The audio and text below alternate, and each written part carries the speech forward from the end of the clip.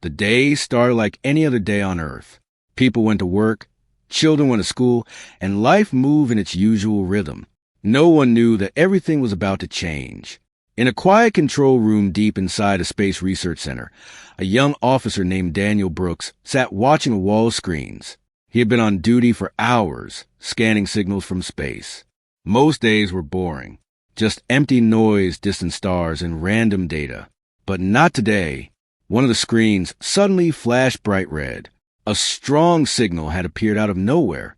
It was not like anything Daniel had seen before. It was clear, powerful, and directed straight at Earth. "This is not natural," Daniel said softly, leaning forward. He quickly called his team. Within minutes, scientists and engineers filled the room. Among them was Laura Hill, a calm and focused scientist known for her sharp thinking. "What do we have?" Laura asked as she looked at the screen. "A transmission," Daniel replied, "and it is not human." The room fell silent.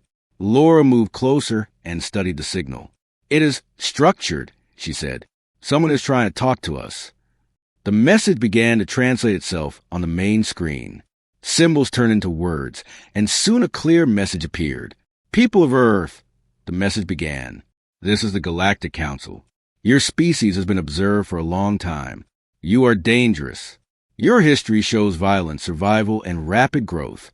You must surrender your planet and submit to Council control. If you refuse, you will be removed." No one spoke for several seconds. "This has to be a joke," one engineer whispered. But it was not. The signal was too perfect, too advanced. It was real. Within hours, the message was shared with governments around the world. Panic spread quickly. News channels broke the story. Social media exploded with fear and confusion. Some people refused to believe it. Others prepared for the worst. World leaders held emergency meetings. Military forces were put on alert. Satellites were repositioned.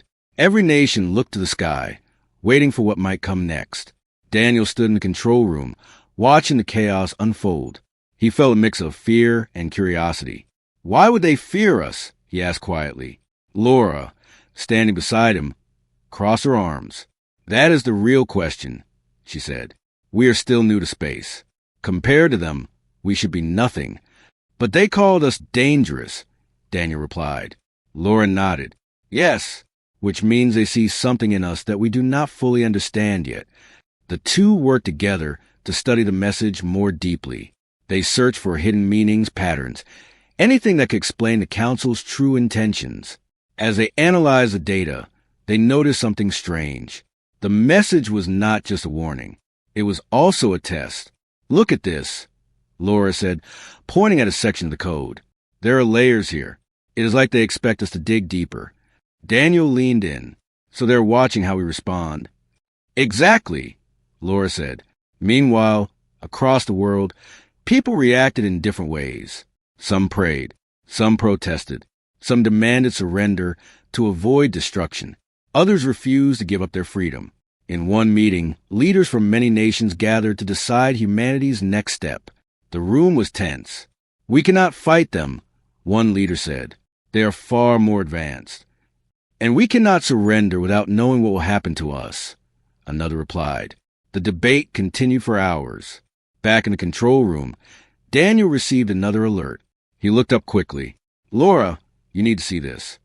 A large object had appeared near the edge of the solar system. Then another, and another. They were ships, massive, silent, and moving slowly toward Earth. "They are not waiting," Daniel said. Laura stared at the screen, her face serious. "No," she said. "They are coming." Fear spread even faster now. The images of alien ships were shared across the globe. People watched as the unknown fleet moved closer every hour. But something else began to grow as well. Determination. In small rooms in large cities, people started to talk about standing together. Soldiers prepared not just to defend their countries, but their entire world. Scientists worked without rest, searching for any advantage. Daniel felt that same feeling building inside him. Fear was still there, but it was no longer in control. "We are not alone anymore," he said. Laura looked at him. "No," she replied, "but we are still human." Daniel gave a small nod. And humans do not give up easily. Laura allowed herself a slight smile. No, she said, we do not. As the alien fleet moved closer, humanity stood at a turning point. Surrender and survive under control, or resist and face the unknown. The world waited for a decision. And deep in space, the Galactic Council watched. They had given their warning. Now they waited to see if humanity would obey or refuse. The days after the message felt longer than ever before. Time moved slowly, yet everything was changing so fast. Across Earth, people watched the skies with fear and hope mixed together. The alien fleet continued to move closer. Inside the Space Research Center, Daniel Brooks had not slept much. He stayed near the control screens, watching every update. Each new signal made his heart beat faster. Laura Hill was the same. She worked without rest, studying the message again and again. There is more here, she said one night, her eyes fixed on the data. They did not just send a warning. They left information hidden inside it. Daniel looked at her. What kind of information? History, Laura replied. About us. Daniel frowned. About humans? Laura nodded. Yes. It seems they have been watching us for a very long time. She opened a new file on the screen. Lines of translated text appeared slowly. They call Earth a death world, Laura said. Daniel raised an eyebrow. Death world. A planet where life is very hard, Laura explained. Strong storms, dangerous animals, diseases, constant struggle. Most intelligent species in the galaxy come from peaceful worlds. But not us. Daniel leaned back, thinking, so they see us as different. More than different, Laura said quietly. They see us as a threat. The more they read, the clearer it became. The Galactic Council feared humanity not because of what it had done in space, but because of how it had survived on Earth. Humans had fought wars, faced disasters, and still continued to grow. They adapted quickly. They learned from mistakes. They did not give up easily. To the Council, this made humans unpredictable. They think we will become too powerful, Daniel said. Laura nodded. Yes, and they want to control us before that happens. At the same time, world leaders were still in deep discussion. There was no easy answer. Some believed surrender was the only safe choice. If we resist, we may be destroyed. One leader said during a global meeting, if we surrender, we may lose everything that makes us human. Another replied. The room remained divided. Meanwhile, the alien fleet reached the outer edge of the solar system. Their ships were huge, far larger than anything humans had built. They moved in perfect formation, silent and steady. Images of the fleet were shown across every screen on Earth. Fear returned, stronger than before. But something else was growing too. Unity. For the first time in history, nations began to work together without argument. Scientists shared their research. Engineers worked side by side. Military leaders combined their plans. Humanity was starting to act as one. Daniel saw this change clearly. We are different already, he said to Laura. Not because of them, because of us. Laura gave a small smile. Sometimes it takes a threat to remind people what matters. As they continued their work, they found something even more surprising inside the alien message. A weakness. Look at this section, Laura said, pointing to a complex pattern. This looks like part of their communication system. Daniel studied it carefully. Can we use it?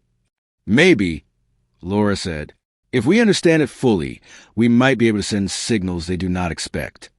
Or even block their communication, Daniel added. Laura nodded. It is possible. This discovery brought new energy to the team. For the first time, they felt like they had a chance. At the same time, secret projects began across the world. Using the information from the alien signal, scientists worked to build new technology. It was risky and fast, but humans had no other choice. Ships were designed for space defense. Weapons were tested. Systems were improved day and night. Daniel was asked to join a new defense unit. We need people who understand the situation, his commander said. People who can think fast. Daniel accepted without hesitation. I will do whatever is needed, he said. Laura stayed with the research team, but she remained in close contact with Daniel. We will need both sides, she told him. Science and action.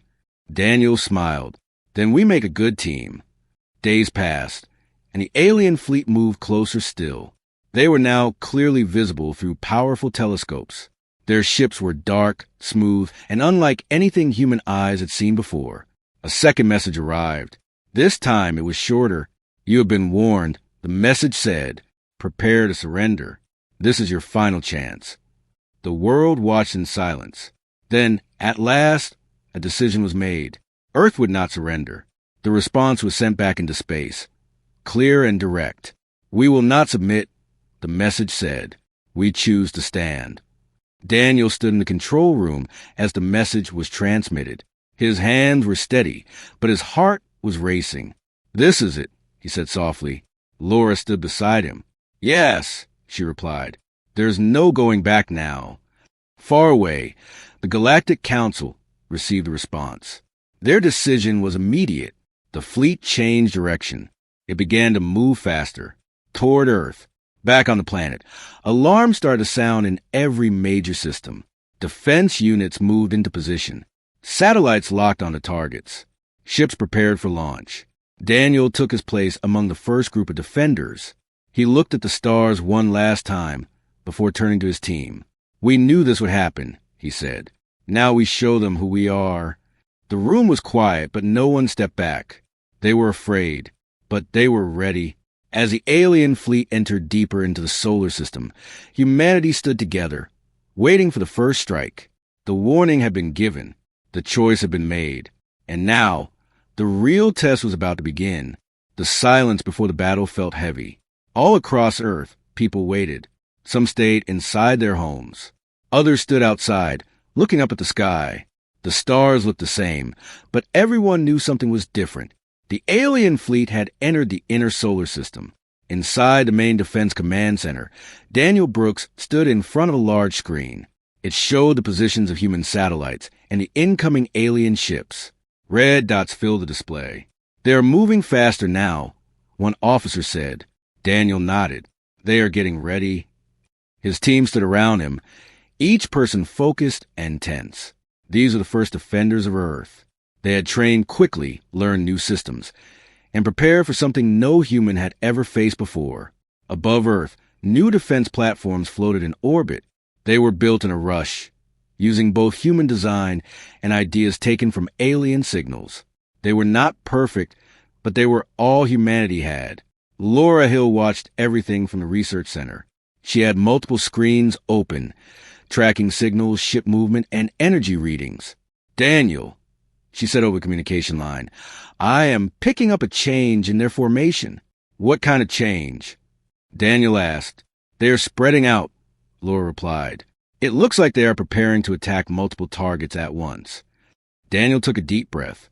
So this is it. A moment later, alarms filled the room. Incoming energy spike, someone shouted. The first strike had begun. From the alien ships, bright beams of energy shot through space. They moved faster than anything humans had ever seen. Their targets were clear. Earth's defense satellites. All units, engage. Daniel ordered. Human weapons fired back. Missiles launched from orbiting platforms. Laser systems activated. The dark space around Earth suddenly lit up with flashes of light. The first explosions appeared near the edge of orbit. One of the defense satellites was hit and destroyed instantly. We lost Platform 3, an officer reported. Daniel kept his voice steady. Stay focused. Keep firing. The battle spread quickly. More alien beams struck. But this time, some were stopped. Human systems managed to block or weaken a few attacks. It was not perfect, but it was something. We are holding. Another officer said, surprised. Daniel allowed himself a small breath. Keep it that way. Up in space, the first group of human defense ships moved into position. They were small compared to the alien vessels, but they were fast. Daniel moved to the command station for his unit. All ships, follow my lead, he said. We stay close and move fast. Do not give them a clear target. Understood, his team replied. The human ships pushed forward. As they got closer, the size of the alien fleet became even more clear. The ships were massive, smooth, and silent. They did not look like machines built for war, yet their power was clear. "They are not reacting," one pilot said. "They do not see us as a threat yet," Daniel replied. "Let us change that." Fire. Human weapons struck one of the smaller alien ships. Bright flashes appeared on its surface. For a moment, nothing happened. Then the alien ship slowed down. "We hit it," the pilot shouted. "Again," Daniel ordered. They fired once more. This time, the alien ship broke apart, pieces drifting into space. It was the first victory. Back on Earth, people watched the battle through live feeds. When the alien ship was destroyed, a wave of hope spread across the planet. "We can fight them," someone said. But the battle was far from over. The alien fleet changed its behavior. Larger ships moved forward. Their weapons began to focus on the human attack units. "They see us now," Daniel said. "Incoming fire," a pilot warned. A powerful beam shot toward the human ships. One of them was hit directly and exploded. "We lost Unit 7. The voice came through. Daniel clenched his jaw. "Stay in formation. Do not panic." He moved his ship quickly, avoiding another blast. "Laura, we need help," he said into the comm. Laura was already working. "I am sending updated patterns now. Their weapons follow a rhythm. If you move between the timing, you can avoid direct hits." Daniel received the data. All units, adjust movement, follow the new pattern. The ships began to move in a new way, not straight lines, but shifting paths. It looked strange, but it worked. Several alien attacks missed. "It is working," a pilot said. Daniel smiled slightly. "Good work, Laura." "Do not thank me yet," she replied. "This is just the beginning." The battle grew more intense. Explosions filled space. Human ships moved with speed and unpredictability. Alien ships responded with power and precision. Despite the difference in technology, humans adapted quickly.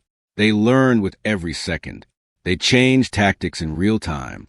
They refused to fall back. Inside the Galactic Council ships, the alien leaders watched the battle. "The humans are resisting," one of them said. "They are more capable than expected," another replied. "Increase the pressure," a third voice ordered. Back in space, more alien ships joined the fight. Daniel saw the new wave approaching. "They are sending more," he said. His team looked at him, waiting. Daniel took a breath. "Then we keep fighting." Below them, Earth turned slowly, blue and bright. It was everything they were fighting for. The first strike had not destroyed humanity. Instead, it had awakened something stronger, courage. As the battle continued, both sides began to understand something important. This would not be a quick war, and humanity was not going to surrender. The battle above Earth did not stop. After the first strike, both sides pulled back for a short time. The space around the planet was filled with broken metal and silent debris. The cost of the fight was clear, but so was something else. Humanity was still standing. Inside the Defense Command Center, Daniel Brooks studied the battle reports. His face was tired, but his eyes were focused. "We held the line," one officer said, "but just barely." Daniel nodded. "Barely is enough for now." Across the room, new plans were already forming. The first battle had given humans something they did not have before: experience. They had seen how the alien ships moved. They had learned how their weapons worked. And most important of all, they had found ways to survive. Laura Hill stood in front of a large display, reviewing fresh data. "Their systems are advanced," she said, "but not perfect." Daniel walked over. "You found something new?" Laura nodded. "Yes. Their ships share information through a central network. It helps them act as one unit. But if we can disturb that network, even for a short time, they will lose coordination." Daniel thought about it. "And that gives us an opening." "Exactly," Laura said. A new plan began to take shape. Instead of only defending, humanity would attack. It was a risk, but waiting would only give the enemy more time to prepare. Within hours, the plan was approved. Small human fleets would move out from Earth, not in one group, but in many.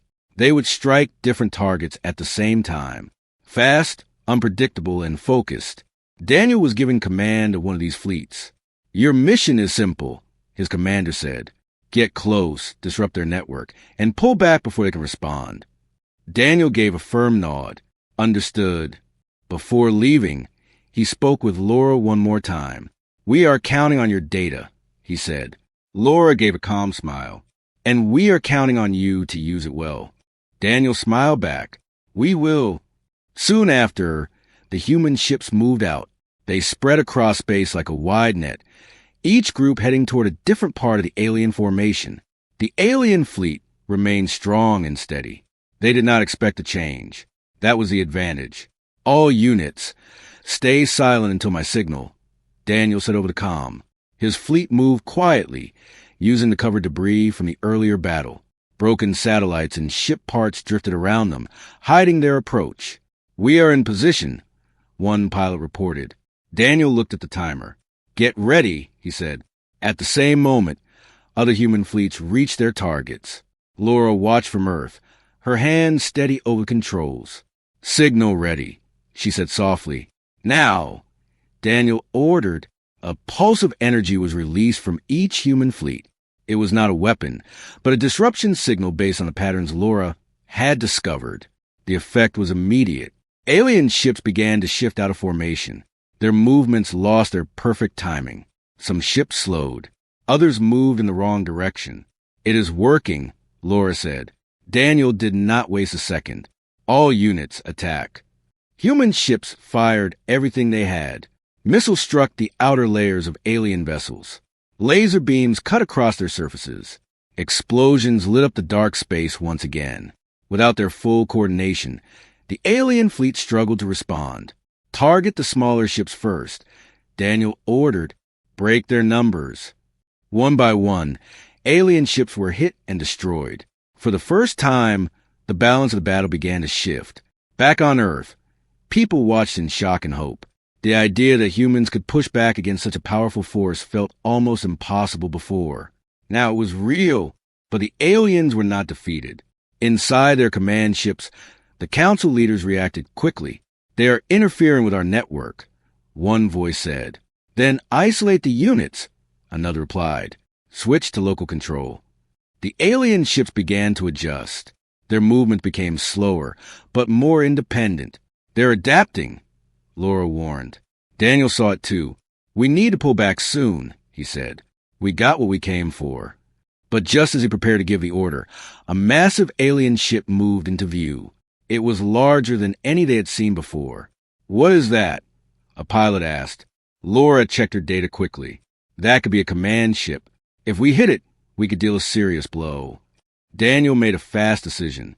All units, focus on that ship. The human fleet turned and attacked. Their weapons struck the surface of the massive vessel, but its defenses were stronger. It is not enough, one pilot said. Daniel gripped the controls. Then we get closer. His ship pushed forward, moving straight toward the enemy. Daniel, that is too risky, Laura said. We need a bigger impact, he replied. As he got closer, the alien ship fired back. Energy blasts passed near him, shaking his ship. Almost there, he said. At the last moment, Daniel released a high-energy charge directly into the ship's surface. There was a pause, then a massive explosion. The command ship broke apart, its pieces drifting into space. For a moment, everything went quiet. Then the alien fleet began to fall back. They are retreating, one pilot said, amazed. Daniel let out a long breath. All units, return to Earth. Now! The human ships turned and headed home. Back on Earth, cheers spread across cities and homes. People hugged, cried, and laughed. Humanity had not just survived, it had fought back. Inside the control room, Laura watched the returning ships. When Daniel's signal appeared, she allowed herself a small smile. You did it, she said quietly. Daniel's voice came through the comm. We all did. But even in that moment of victory, both of them knew the truth. This was not the end. It was only the beginning of something much larger. And far away, the Galactic Council was already planning its next move. The victory in space brought hope, but it did not bring peace. Across Earth, people celebrated the return of their ships. Lights filled the cities. Voices rose with joy. For the first time since the message arrived, there was a feeling that humanity could survive. But inside the command centers, the mood was different. Daniel Brooks stood in front of the main display again. The alien fleet had pulled back, but it had not left the solar system.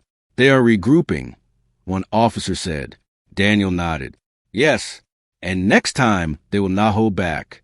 Laura Hill joined him, holding a data pad. I am seeing energy build up across their remaining ships, she said. This could be their final attack. The room grew quiet. Everyone understood what that meant. If the next strike came, it would be stronger than anything before. Daniel crossed his arms. Then we prepare for it. Laura looked at him. We may not win a direct fight this time. Daniel met her eyes. Then we do not fight in the same way. Laura paused. What are you thinking? Daniel took a breath. We send them a message. Laura tilted her head slightly. A message? Yes, Daniel said. Not just words. Something they cannot ignore. Laura thought for a moment. Then her eyes widened. The network, she said. If we can reach it again, we can speak directly to their command level. Daniel gave a small smile. Exactly. The idea spread quickly through the command center. Instead of waiting for the final attack, humanity would act first, but not with weapons. They would send a message across the alien network. A message of choice. Within hours, teams worked to prepare the transmission. It was not easy. The alien system was complex and protected, but they had already learned how to reach it once. Now they would try again. Laura led the technical effort. She worked with speed and focus, building a signal that could carry human language through alien systems. Daniel prepared the defense lines. He knew that while the message was being sent, the fleet would be vulnerable. All units, stay ready, he said. If they attack, we hold as long as we can. The hours passed quickly. Then the moment came. Signal is ready, Laura said. Daniel stood beside her. Send it. The transmission launched into space. It moved to the network, passing from ship to ship, deeper into the alien system. For a moment, nothing happened. Then the alien fleet stopped moving. Every ship went still. Inside the human command center, no one spoke. They waited. Far away, inside the council's main chamber, the message appeared. It was simple. We are humanity. It said, we do not seek to destroy. We do not seek to control. We seek to live, to grow, and to stand free. You fear us because we survive. You fear us because we change. But we can also choose peace. This is our choice. What is yours? The council members watched in silence. Some were angry. They dare speak to us as equals, one said. Others were uncertain. They have resisted every step, another replied. Perhaps they are not what we believed. The chamber filled with debate. Back near Earth, the alien fleet began to move again. They are responding, Laura said. Daniel watched closely. Stay ready. The ships shifted position, but not into attack formation. Instead, they formed a wide circle. What are they doing? An officer asked. Laura checked the data. They are opening a channel. A new signal came through. It was from the Galactic Council. Humanity, the message said, your actions have proven your strength. Your survival is not in question. Your nature is... The message paused, then continued. You have shown both violence and restraint. You have shown both chaos and unity. This is rare. Daniel listened carefully. We judge you too quickly, the message said. We feared what you might become. But now we see what you choose to be. The room was completely still. The council will not demand your surrender, the message continued. But we will watch. If you bring harm to the galaxy, we will return. If you choose peace, we may stand beside you. The signal ended. For a moment, no one moved. Then, slowly, the alien fleet began to leave. One by one, the ships turned away from Earth. They moved back into deep space. The danger was gone. Daniel let out a long breath. It is over, he said. Laura smiled softly. For now. Across Earth, the news spread quickly. People stepped outside again, looking up at the sky. This time, there were no enemy ships, only stars. Relief filled the world. But something had changed forever. Humanity was no longer alone. Weeks later, life began to return to normal, but it was not the same as before. New programs were created to study space. New systems were built to protect the planet. Nations continued to work together. Daniel remained in the defense program. He trained new pilots and shared what he had learned. Laura continued her research, now focused on communication beyond Earth. One evening, they stood together outside the research center, looking at the night sky. "Do you think they will come back?" Daniel asked. Laura thought for a moment. "Yes," she said, "but next time it may not be for war." Daniel nodded slowly. "We made a choice," he said. Laura smiled, and so did they. Above them, the stars shined quietly. Somewhere out there, the Galactic Council was watching, not as rulers, but as equals. And for the first time, humanity was ready for whatever came next.